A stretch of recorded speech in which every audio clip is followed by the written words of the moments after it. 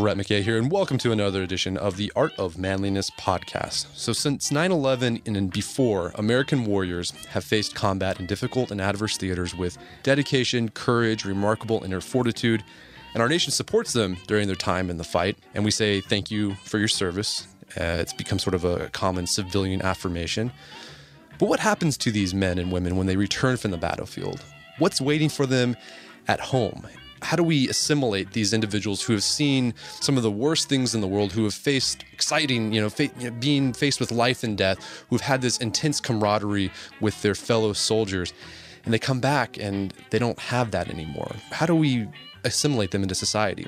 Well, our guest today is a Marine combat veteran. His name's David Danelo, and he wrote a book called The Return, a field manual for life after combat. It's specifically geared towards soldiers who are returning from combat back into civilian life and how to make that adjustment, whether they're suffering from PTSD or not, because there's a lot of guys who they experience a letdown when they come back from combat to just regular life, and they get sort of in a funk.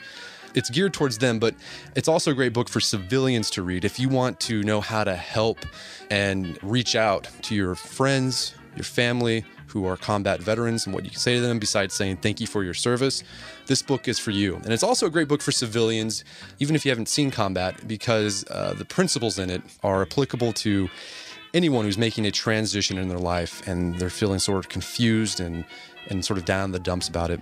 Anyways, David and I discuss The Return and what we can do to help our combat veterans and what combat veterans can do to help themselves to make that adjustment back to civilian life.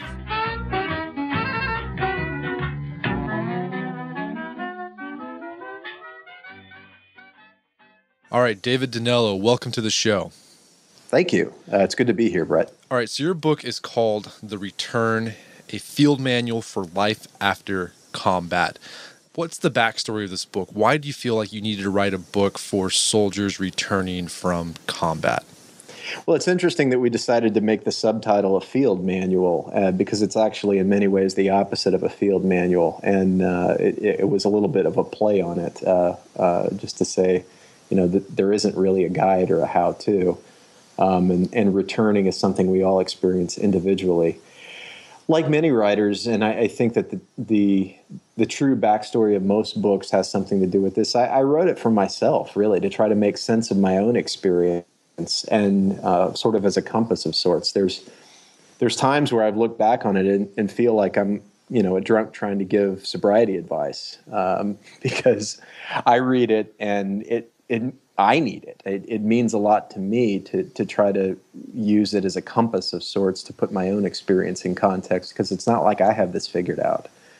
I know what has been useful for me and what I've gained utility from, and my intention was to share that and to hopefully help others along the way. All right, so you are a combat veteran, correct? I am, yes. Okay. Yeah. And when you were making your transition from soldier back to civilian life, you brought up in the book that you began to question conventional wisdom of making that return, right? There's a lot of advice out there what we should do with our soldiers when they're coming home. They need this, they need that. And there's this idea, you even question the idea of, if PTSD is actually a thing. That's, in the news a lot. Mm-hmm. Or if therapy is helpful or counseling is helpful for returning soldiers. I mean, what was it that caused you to raise those questions? Was it just your experience was incongruous with what was going on? I mean, what was going on there? Well, I think first and foremost, it kind of is the lawyer disclaimer up front. Sure. I need to acknowledge and definitely validate that there are many, many veterans who return from combat with very, very significant and very powerful emotional and psychological trauma that can only be dealt with professionally or medically. And I'm thinking specifically and particularly of traumatic brain injury. TBI is really powerful, and it's pretty difficult to deal with that outside of the power of 21st century modern medicine. And I think it's important to state that up front. That being said, I returned from combat with some shrapnel in my jaw and with the experience of a 7-month deployment in Iraq, but not with, not with traumatic brain injury, certainly. And consequently, the there was some emotional conditions that I felt and continue to feel about having been in a combat environment and then actually continuing to return to combat environments as a writer and researcher, or unstable environments at the very least. And I couldn't reconcile my own experience with a lot of what people were saying, because the social stereotype of post-traumatic stress disorder is basically that veterans come back all screwed up, and that everybody universally, we're going to thank you for your service while you're in, and then once you come back, we're really scared to hire you, even though we know we should, because we know that we've got to find a way to transition you. But we're concerned about your psychological condition. And there's more about that too, in terms of how previous generations in U.S. history came back from combat. In World War II, there was a different type of combat transition that the entire generation experienced. And the rates of PTSD declarations are really, really high right now relative to even the past 100 years of data collection. So it seemed to me that in part, a lot of veterans were saying that the emotional condition that they were having was post-traumatic stress disorder, but maybe it was something else. And so I tried to come up with a way to describe that. Okay. Gotcha. And what you mentioned, World War II soldiers had a process that was different. What was different? Well, there were a couple of things that were different in World War II. The 1946 movie, The Best Years of Our Lives, about returning veterans, was an Oscar winner at the time. And it's a powerful film, and I think that characterizes a certain sense of exile that that those three men felt returning from combat. But then the whole society was returning from combat. There was a universality to we're glad we're done with this, and it's time to move on to the good times. That's not possible in today's military environment, and whether that's a good thing or a bad thing, people can debate. That's kind of a separate debate about whether, everybody should go to war together, or the whole society should be involved. I think that the reality, though, is that soldiers and warriors. I tend to use the term warrior rather than soldier, just because it's more universally encompassing to other people, anyone who identifies as a Marine or a sailor or an airman who's been in a combat environment. But any warrior who's returning to civilian life is coming back to a culture with completely different value sets. Even in a positive way, the positive values are very different than the warrior culture. All right, we'll get into those differences, that dichotomy. And you mentioned that a little while ago, this word exile. Mm-hmm. And kind of that was a reference to Joseph Campbell's hero's journey. Yes, right? Yes. And you call the warrior's return to civilian life exile. How is it exile when you're going home to friends, to family, the people you love, but it's still exile? Why is that? Well, the reason why I referenced, Joseph Campbell's hero's journey is I think that the mythological aspect of Campbell, who wrote a lot of what he wrote from Carl Jung's archetypes as well, and then was pulled into this. George Lucas studied Joseph Campbell before Star Wars, and it's kind of become part of the way that we understand our mythologies and our stories of our own lives.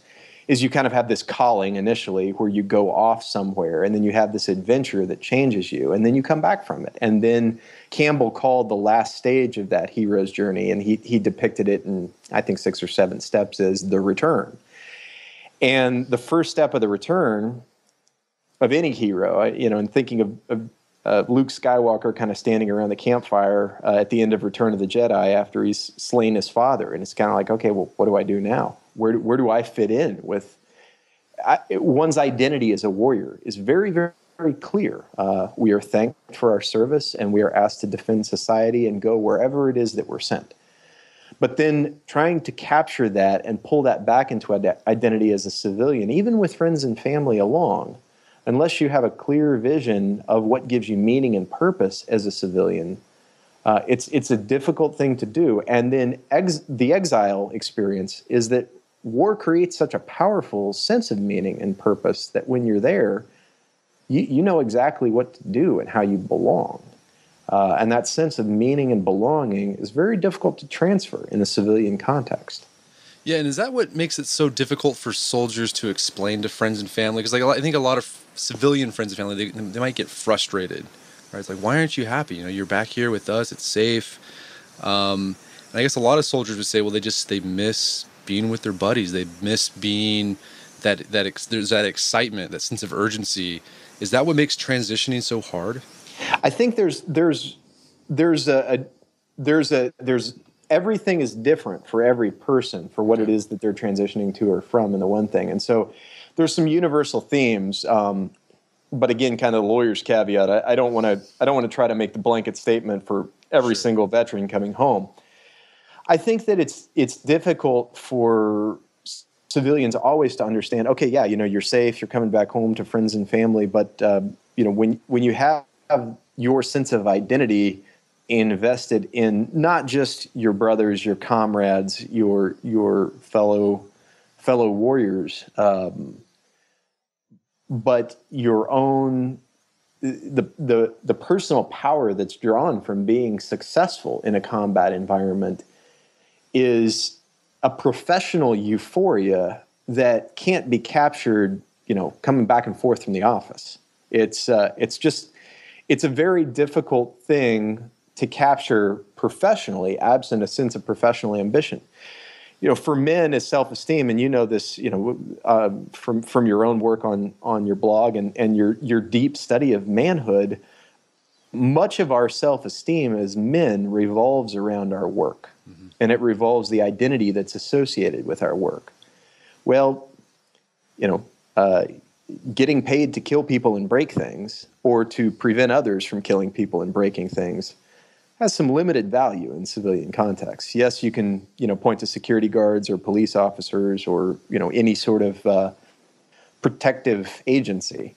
But maybe that's not what everybody wants to do for the rest of their life who's returning from war. And many people go to war, many men in particular go to war seeking validation of their manhood and their own sense of masculinity.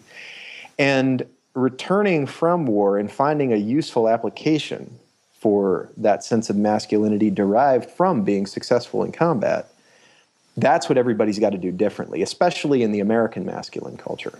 Okay. So what does a warrior's exile look like? And I know, granted, that everyone's going to be different, but, what are some, common, is it depression? Is it just being in a funk? Is it just sort of existential, angst? How would you describe exile? And Brett, I think that this is something where I do think that there are a lot of parallels to civilian life, because I think that whether you're a warrior or a civilian, I think we all go through emotional conditions of not knowing exactly where to belong, where, we come back and, when you're in combat, you want to get back home and you want to be safe and you want to be able to see your family and the people, your friends, the people you care about that aren't there. But then when you get there, everything that you were doing, you remember it, and you remember the feelings that you had that were so powerful, and the sense of meaning and purpose that you had that was so powerful, and you can't replicate that. So your world doesn't make sense. And I think that exile, as I describe it, is just that emotional condition of not knowing where to belong. That's really frustrating. Yeah. Yeah, it's a frustrating feeling. So, what do you do to go about getting out of exile? And I know you don't, the entire book's devoted to that, but just highlight some things that have worked for you and that you've seen work in other returning warriors' lives. One of the things that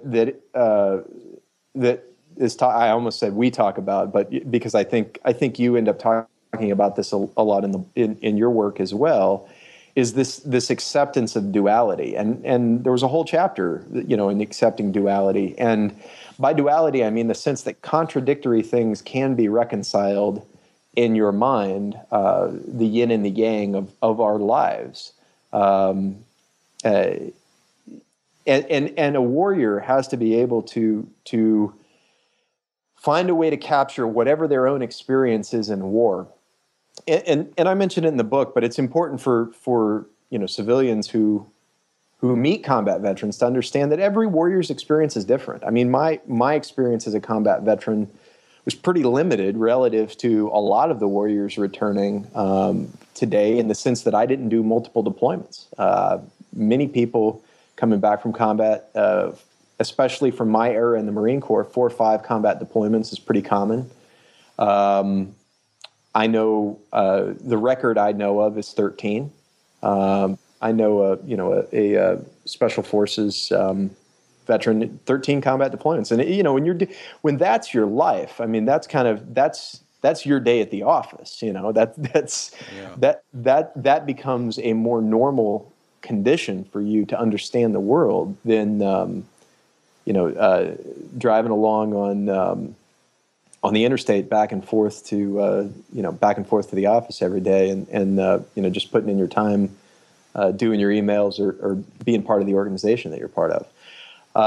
That being said, so I call out warriors pretty strongly in the book as, if you just want to be back to war, well, then go. You can find the route back. There's plenty of work out there for warriors, and if that's what you want to do with your life, you can find a path to doing that.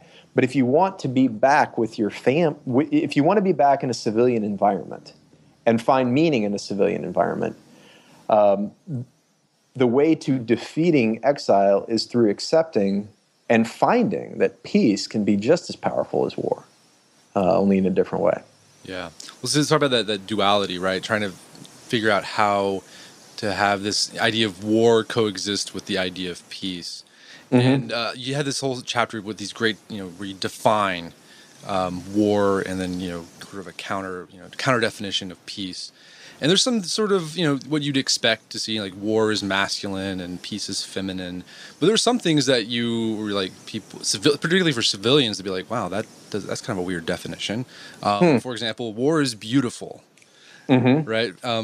For most civilians, to be like, well, no, war is ugly. I see it on the news. There's bodies everywhere. It's destruction. How is war beautiful? I mean, what is the experience for a warrior that makes it beautiful and noble and the like? Well, I wanted to, so a couple of things on that that are interesting. The way that I started that chapter in a research process was I actually just kept looking up the definitions of war in other languages. Mm-hmm. So I tried to look it up in particularly in Western civilization languages that it had influenced. The definition of war in English derives from Middle German and where these words come from. And so I stumbled upon bellicose and bellum, mm-hmm. as the Latin war, and and it means beautiful. The root of bellum is bellow, and so the Romans defined war in the same way that they just defined beauty, and I thought, wow, that's interesting. So then I just tried to kind of go inside that and say, well, is that true? Is that been true to my experience? And the answer is yes. The experience of being a combat veteran, and it's more than the Band of Brothers thing. It's more than the adrenaline rush, even of surviving a firefight, or a fierce engagement, or even a random mortar round that lands too close. The sort of sense of self-awareness that you have in moving through fear on not just a daily basis, but a momentary basis, because the fear of death is a powerful thing in any human soul. And so moving beyond that fear of death and into this kind of psychological space of where, you're beyond that and you're just living and working and very much in the moment.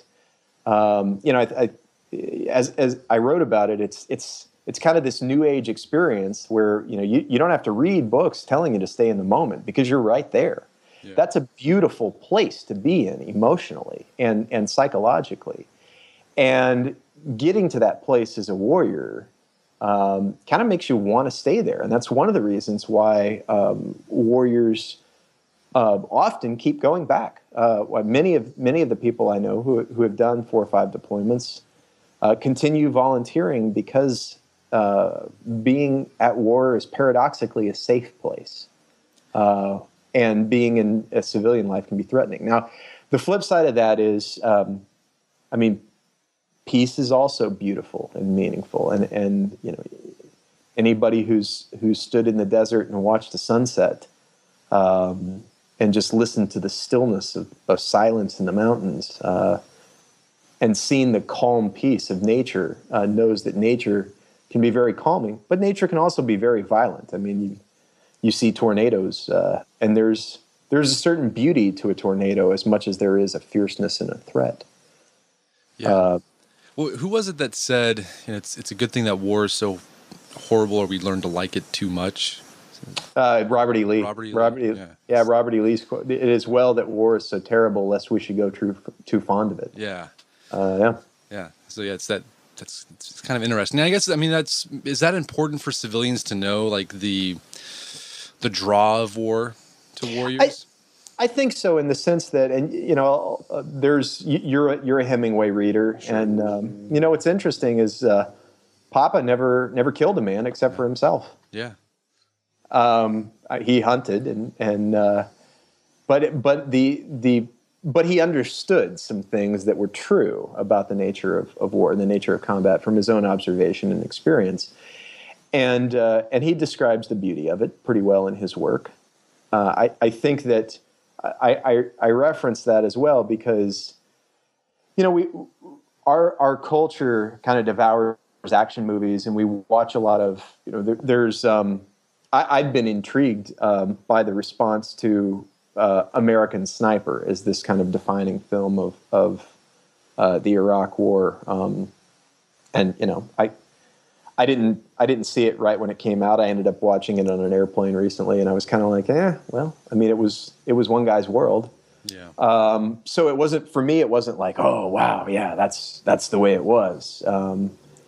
It was an interesting point of discussion, but I think that for civilians to be able to acknowledge that there is a beauty to war might help, get past those kind of uncomfortable questions that combat veterans encounter of, well, did you kill anybody, or did you, what when people ask a combat veteran what it was like, they usually go in with a preconceived expectation. In other words, somebody goes into who hasn't been to war wants you to tell them a war story or some glory story, and somebody who or the inverse of, well, it was so horrible and it's awful and I'm so happy to be back. And the truth is always much more complicated than that. War can often be very boring and also very terrifying and all those other things that I wrote about. Yeah. So what can civilians do to help a returning warrior? Like help them along the exile process? Is there anything they can really do, or is it something that they have to, the warrior has to do themselves, or only another comrade can understand and actually help them with? Oh, I think, from your read of the book that civilians and anybody who hasn't been to war makes a huge contribution to moving a warrior or returning soldier or a returning combat veteran back from a combat environment. I think the most important thing is a capacity to dialogue in a way that in a way that a warrior can understand and relate to. There's become this American cultural universality of thank you for your service, and it's very much like almost it's almost like like the catechism before communion, where people know. As soon as you say someone's I served, thank you for your service, it happens right away. And it's become this almost Pavlovian trigger of what somebody says that you have to say to a veteran. And it actually, in my view, it obscures conversation, because it's like, okay, well now you have performed your genuflecting ritual to me, and now I can't talk to you like a normal person. You're distancing yourself from me in some way because you know that that's the right thing to say. And it's almost become something that you have to then get past in conversation so that we can just be like, hey, look, I'm no better or worse than you. it's an all-volunteer military, and I volunteered for a number of reasons. And I'm just as interested in your life as you are in mine, and I appreciate that you respect my choices. But I'd like to respect yours too. And I think veterans who have a need for that adulation, for that kind of like keep glorifying me because I'm better than you. Because I'm more willing to take it on the chin because you want me on that wall and you need me on that wall. Just watched that movie the other day. Right. I think that becomes something where that is just as much of a barrier in conversation. So to me, the first thing that civilians can do to help returning warriors come back to a civilian life is respect what it is that they've endured and gone through and chosen as a combat environment, and seek to understand it in the same way that we try to understand anyone's life experience. To me, part of the importance is understanding, beyond the politics of war, and I've had this experience a lot of times where basic geography just kind of obscures empathy, and it's it's not like I expect everybody to know where Fallujah is on a map, but I do, maybe perhaps wrongly, expect people to know that Fallujah is in the country of Iraq. Yeah. And that's just kind of in the same way as I think that it's important for any American who's trying to understand the Black American experience right now to know where Ferguson is or Charleston is or Baltimore is, and to understand what's going on in those communities, because those are things that are happening in our country and that affect our civic life. To me, that's part of what affects our civic life as a society, is that a decision to go to war, it wasn't my decision in the Marine Corps whether we were going to go to war or not. I'm just the guy executing. Yeah. The decision rests collectively with all of us and is exercised, through our representatives and through their votes. So know something a little about what's going on. Like, educate yourself. I think it's useful. Or if you don't know, acknowledge just like you do with anybody. I mean, when I meet somebody who's from a profession that I've never had any experience with, I don't know what it's like to own a restaurant or be an insurance agent or do neurological surgery or run the Art of Manliness blog. But I'm certainly interested in what the tools of your trade and what's a day in, day out life for you, and what's your kind of ongoing experience. And I think that's kind of how that's how we relate to things that we don't understand in a civilian context. And to me, it doesn't have to be any different in a warrior context. When a combat veterans are like all of us. They like talking about our work.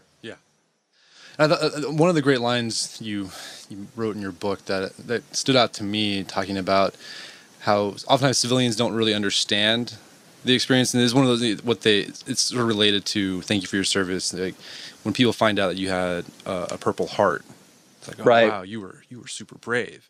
And you're right. Like, well, it's just part of the job. Like telling me that I'm brave for my Purple Heart was like telling Muhammad Ali is brave because he got punched in the face. Right, exactly. Yeah, I that's definitely been one where there's this sort of deification of, oh wow, he's been awarded a Purple Heart, and it's like, well, hey, I'm certainly not ashamed of the fact that I was wounded in combat, and yes, it plays a role in my life experience, but hey, I don't think that that's a characterization of bravery. It's just not to me. I know and have seen and am aware of many, many brave acts that have never been recorded in decorations or medals. And bravery and courage is something, I think, that when we encounter it and observe it and experience it in somebody else, we know it. And I think that that's a much more powerful thing than anything that anybody wears on their chest. Sure. So you call in your book post-traumatic stress disorder, you call it post-traumatic stress asset. how is post-traumatic stress disorder, or whatever you want to call it, how is that an asset in a warrior's life returning into civilian life? I think that's a terrific question, and that's actually that whole last third of the book is really just trying to explore this thing of, okay, well, if you're going through exile and you reconcile this duality, well, at some point, this condition that we're describing as post-traumatic stress. The reason why I'm really, really big on relabeling the term disorder is because disorder is a very difficult. I mean, think about the number of disorders that we have in our society now and how we treat them. We've got attention deficit disorder. We've got, conversation disorder. We've got, we've labeled everything a disorder. Let's talk about attention deficit disorder, where, I'm sure you've read about this, and I don't know if you've written about it on the blog, or probably done some work on it, that so many boys today are being labeled with attention deficit disorder for what's basically just normal behavior in boys. Yeah. And it's like, really, they fight in class. Well, I mean, Homo sapiens have been going through this process for a good number of years now, and it's part of the development of male youth. The idea of post-traumatic stress being something that's pretty normal. I mean, being something. So, the idea that, okay, we're coming back from this environment where we had all this meaning and now we don't, or we've experienced trauma. In any civilian can understand what it's like most adult civilians could understand what it's like to go through a major car accident or lose a family member or have some major trauma that you've gone through that you're trying to move through that is going to change you on the back end of it. And what we tell ourselves in that is, okay, well, that which doesn't kill me makes me stronger. That's what, that we find our meaning in this, that we find our purpose in this. And so for me, wanting to relabel post-traumatic stress, I'm not trying to redefine this as a psychological condition. And again, kind of the lawyer disclaimer, there are, every case is different. And there are definitely cases where there is some utility and value in medication and in prescription for post-traumatic stress. But I tend to think of post-traumatic stress as a condition that you can leverage. That feeling of my own combat experience. If I label my combat experience for the rest of my life as a disorder, then I'm never going to be able to draw any positive value from it. And so for me, labeling post-traumatic stress as an asset is saying, hey, what you did in combat has meaning and purpose, and it can make you into a civilian that, in a way that not being in combat can't. In a way that anybody's life experience that they go through brings meaning and purpose to them. Gotcha. One of the things I love about the book is, even though it's directed towards returning warriors, even as someone, for me, who's never fought, who's never been in the military, I mean, I found a lot of the principles very applicable to my own life. I mean, have you found civilians using your book to help them with some sort of problem, like transitioning from one period of their life to another? I have, actually, and that's been a positive validation of the book, is that I've had a number of people who have gone through different types of emotional trauma have reached out to me and said, yeah, this is really good. This makes sense to me. And my intention actually was to be able to offer something that could connect the veteran's experience to a civilian's own experience, so that you could read it and say, yeah, that I've been through something like that. Whatever it is, coming back from something, whether it was traumatic or beautiful or that impacted you powerfully in a way that's enduring for the rest of your life, and then being able to kind of draw meaning and purpose from that. Well, yeah, I definitely wanted to offer something and share something that civilians could read and feel an emotional connection with and say, oh yeah, I get it now. I get what it's like, because like I said, I think that part of this, the danger of returning veterans is that emotional distancing of the civilian world that comes from thank you for your service is also sort of like, yeah, but we don't want to get too close to you. You know, we want to make sure that you're happy because we don't want you to be pissed off. But when you come back from war, now you're pissed off and broken and disordered. And now you're messed up, and we don't know if we can trust you with normal stuff. We don't know if we can trust you with normal life. Well, I think you can, and I think that again, as a combat veteran, my life choices aren't any better or worse than anybody else's choices, and I don't think I'm a better or worse person, just a different person. And my life experience is different than the norm of civilian life. But we're all different, right?